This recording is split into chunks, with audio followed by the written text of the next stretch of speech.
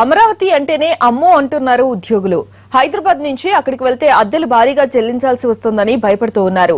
దీనిపై ఇప్పుడు భారీగా ప్రచారం సాగుతోంది. అయితే అంత భయపడాల్సిన అవసరం లేదని, ఉద్యోగులు వస్తే వారిని సాదరంగా ఆహ్వానిస్తామని, అంతా వారికి అనుకూలంగానే ఉంటుందని అంటున్నారు అమరావతి వాసులు. జూన్ 27 నాటికి ఖచ్చితంగా ఉద్యోగులంతా అమరావతి రావాల్సిందేనన్న కండిషన్ పెట్టింది ఏపీ సర్కార్. అమరావతి నుంచి పాలన మొదలు పెట్టాలన్న సంకల్పంతో ఉంది. దీంతో ఉద్యోగులు అద్దె ఇళ్ల కోసం విజయవాడ, గుంటూరు, అమరావతి ప్రాంతాల్లో తిరుగుతున్నారు. అయితే ఓ రేంజ్లో అద్దెలు చెప్తున్నారన్న ప్రచారం జోరుగా సాగుతోంది. హైదరాబాద్ తో పోలిస్తే అక్కడ అద్దెలు ఎక్కువగా ఉన్నాయనేది వారి మాట. ఈ రెంట్లలో విపరీతమైనటువంటి రెంట్లు పెరిగిపోయినాయి. ఇక్కడ ఉన్నటువంటి పరిస్థితుల్లో కొంత హైప్ క్రియేట్ చేయబడిందేమో అనిపిస్తూ ఉంది.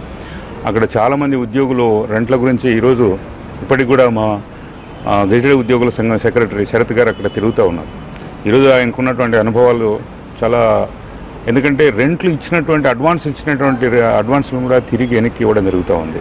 ఎందుకంటే పోయిన మంత్లో ఇచ్చినటువంటి అడ్వాన్స్ని ఈరోజు వెనక్కి ఇవ్వడం, ఇలాంటి ప్రత్యేకమైనటువంటి కొన్ని బిటర్ ఎక్స్పీరియన్స్ ఉద్యోగులకు ఎదురవుతున్నాయి.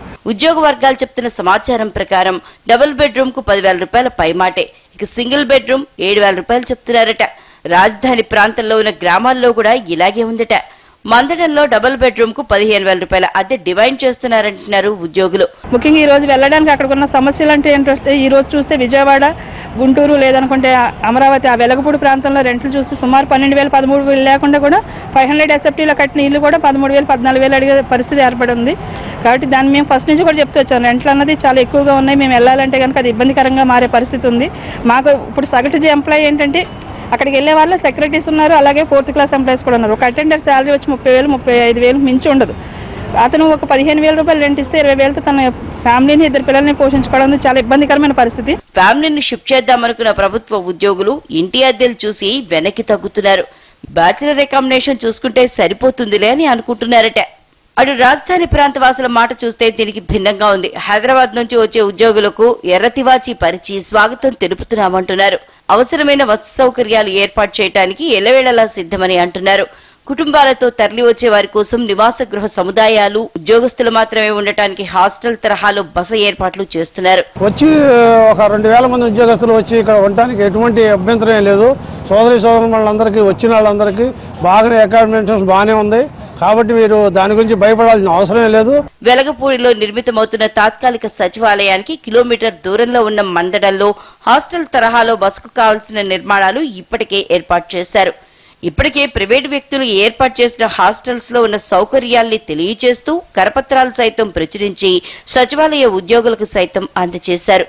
రేపు రాబోయే ఉద్యోగస్తులకి కొత్త హౌసులు రెడీగా ఉన్నాయి.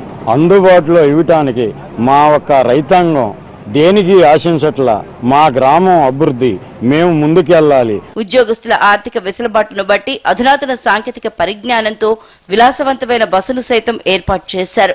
5 స్టార్ హోటళ్ల స్థాయిలో సౌకర్యాల్ని కల్పించడానికి ప్రణాళికలు సిద్ధం చేసుకుంటున్నారు. గౌరవ మర్యాదలతో ఇంటి భోజనాన్ని మరిపించే విధంగా నాణ్యమైన, రుచికరమైన ఆహార పదార్థాలు అందిస్తామంటున్నారు అక్కడి వారు.